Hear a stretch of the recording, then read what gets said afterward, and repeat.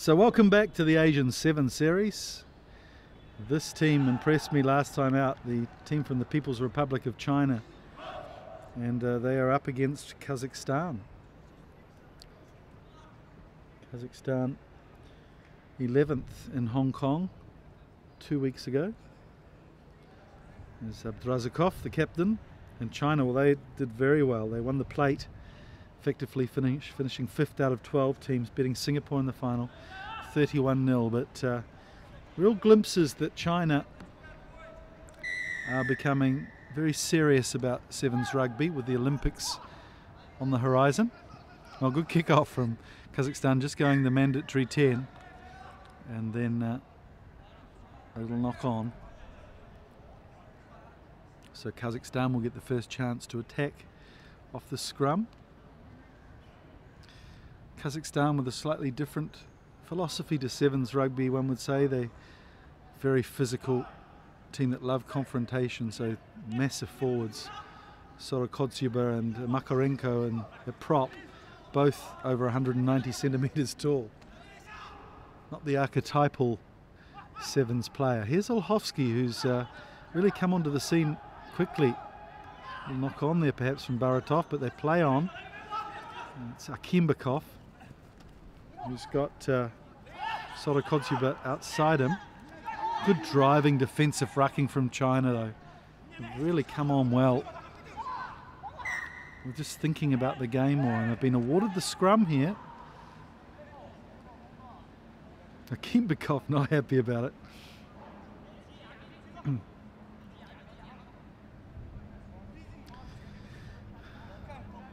Referee Norman Drake officiating this clash from the UAE.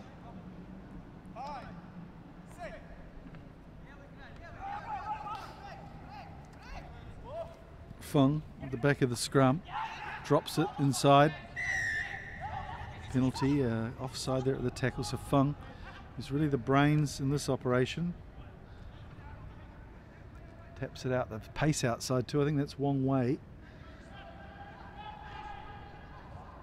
In fact, it's Ma Chong who is the first choice flyer on the wing, although we saw Wong Wei come off the bench a couple of times last tournament.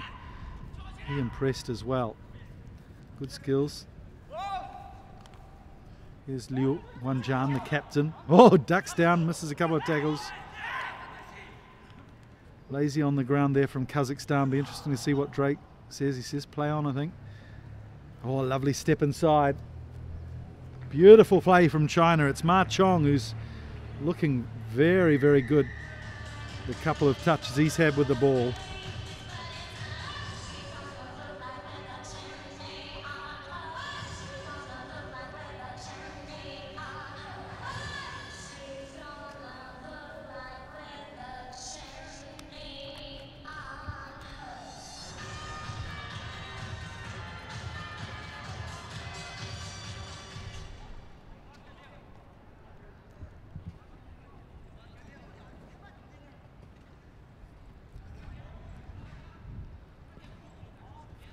It's a difficult conversion, and well, he's hit it pretty well, but he's got it over. Oh, that was a beautiful conversion from the touchline. Nice work there from Fung.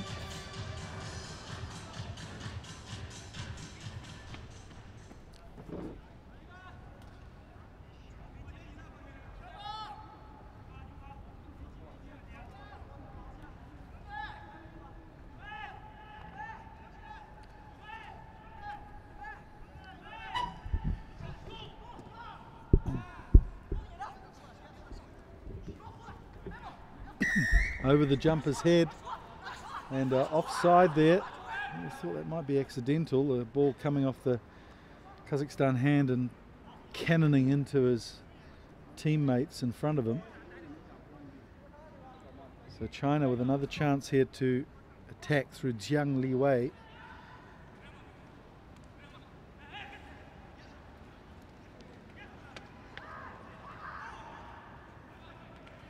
A good turnover though to Kazakhstan. Here's Olhovsky.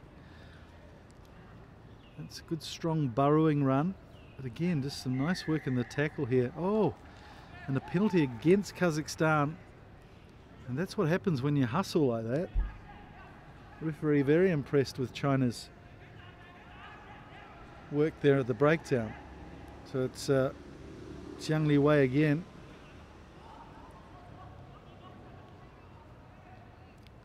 Nice little double round. You can see some space too, skirts around the outside.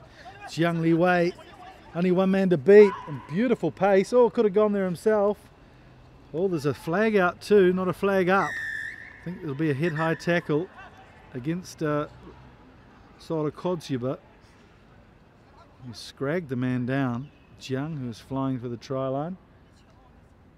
Or maybe even a penalty try here. Oh, it's Abdurazakov, the captain, who's been yellow carded. So down to 6 men now, Kazakhstan. And yes, referee Drake has awarded a penalty try there to China. It was a desperate tackle. You could just see that Jiang Li Wei had got round the outside of the defence there. So Abdurazakov dragging him down around the neck. So 2 converted tries to none at the moment from China.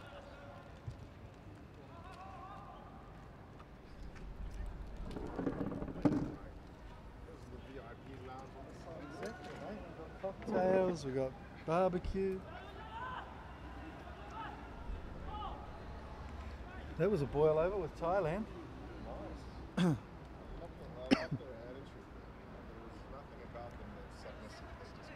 Yeah. Yeah. Well, after last time they needed to, didn't they? They're disappointing. You're going to sit down for a chat, mate? Yep. So China looking good here early on in this pool match, Pool B.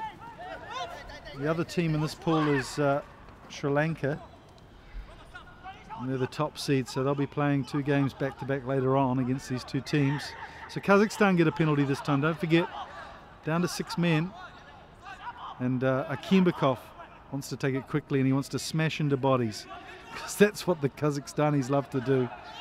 But again, China just great over the ball. They've really been working hard on this, although they've been penalised again.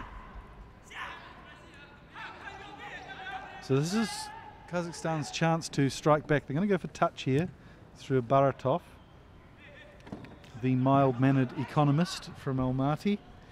Well, it's my pleasure to welcome Inoki Afiaki, the coaching director of the Singapore Rugby Union. You're not actually in direct charge of the Sevens at the moment, Inoki. You've handed it off to another bright young star, I believe. We have. I have. It's SRU have got a wealth of talented young coaches coming up. So we've got Ismail Kadir, who's been heavily involved with ARFU Rugby for many years now, and we managed to get hold of him this year to lead our Sevens men's team.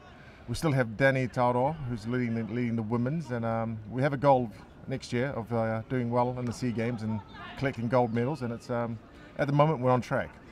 Yeah, it was a great performance in Hong Kong. You guys must have been very impressed with the men's squad.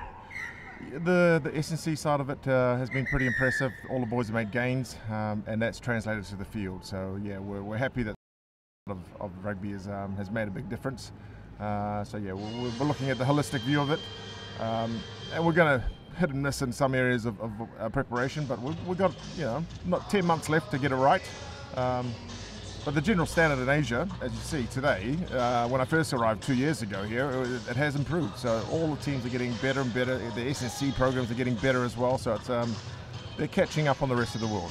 Just to, if you're a newbie listening, S&C, strength and conditioning, for Sevens athletes, what do they concentrate on as far as that goes? Is it cardio? Is it building the bodies up?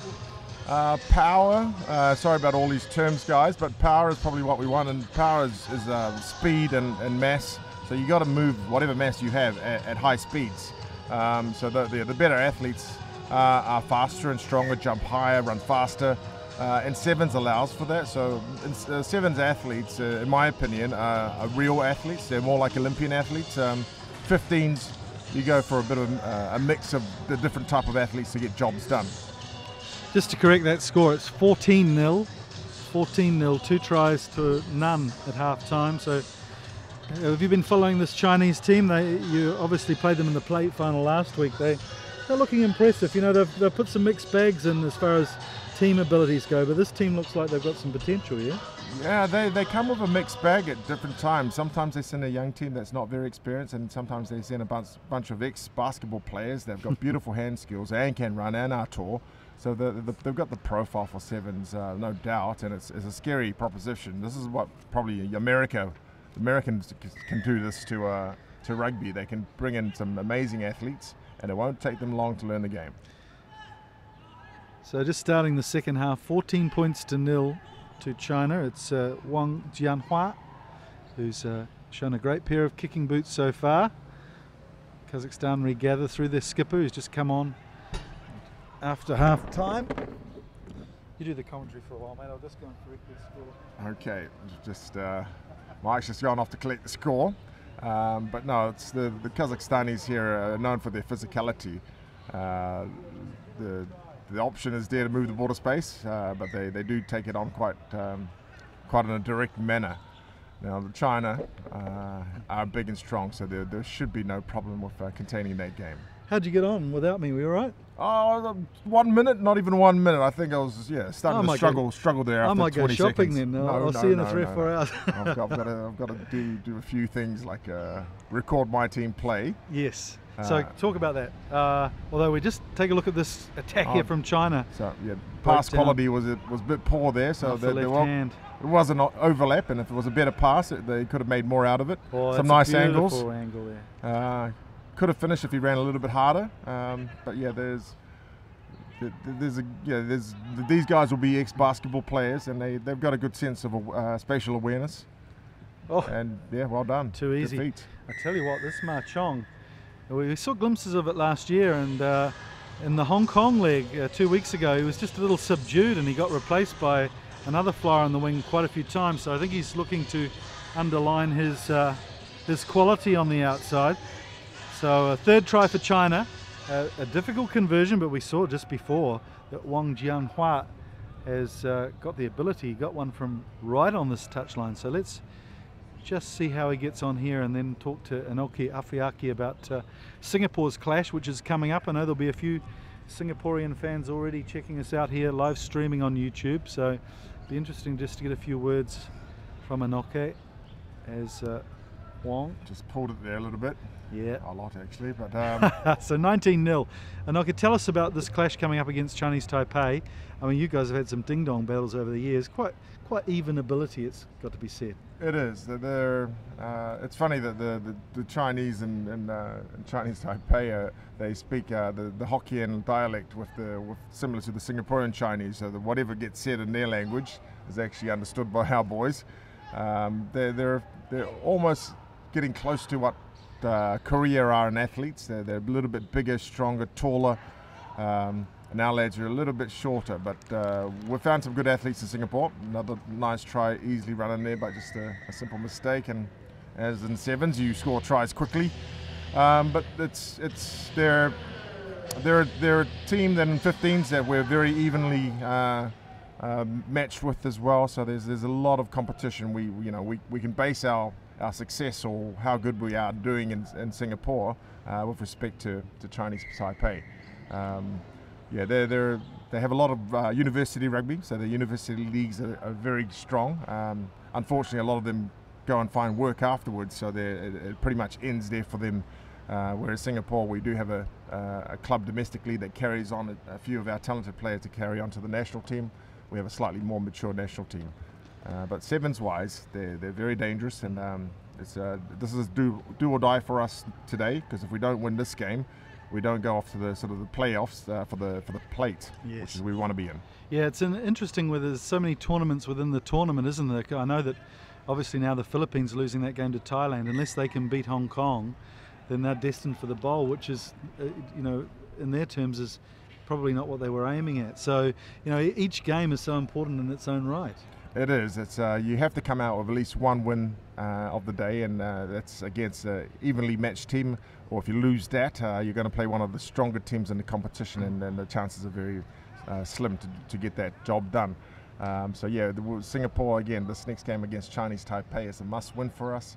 I mean, the way that the competitions are structured in Rugby Sevens, and maybe they look at it in the future, but they only reward 1 and 2, 5 and 6, and is it 7 and 8? So that's the cup, bowl, plate, and bowl finals. Yeah.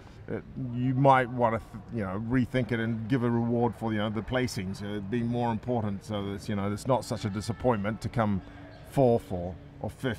Or no, 5th you get a plate final. Yeah. Plate, whatever. 3rd, award. 7th, and whatnot. Yeah. So you still collect points, and this is a series of 3. So it's still, even if you are in the lowly part of the table and collecting a few points, collecting 1 extra point is going to make a difference at the end of the day, and that might mean a bit more funding from your sports association back in your respective country. So Singapore have done really well. We've come 6th in the first tournament, and if we've placed 6th, our SNOC, Singapore Olympic Committee, start sending us away to major games. So we've ticked a really good box there, but we have to continue that trend. Nice, and that's obviously the aim, is to move up to things like the Asian Games and tournaments like that. Correct. It's the level of pressure that you have playing at top level rugby.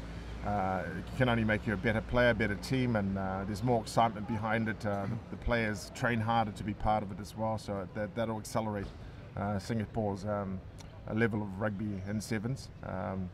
In 15s, it's respectably doing well amongst the top nations in Asia.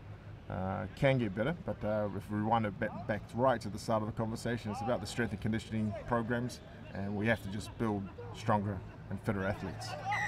Well, good scrum there from China, although he's been penalised. I was just going to point out the number 1 from China. He's just come on, Wong Jiacheng. He's come from a shot-putting background. He's a burly character. It'll be interesting to see him with a ball in hand later on, because I'm sure he can run a bit too. He's got a lovely physique for a front rower. Nice, stocky, well-composed athlete. There he is at the front of the lineup, number 1 for red. That is a good physique.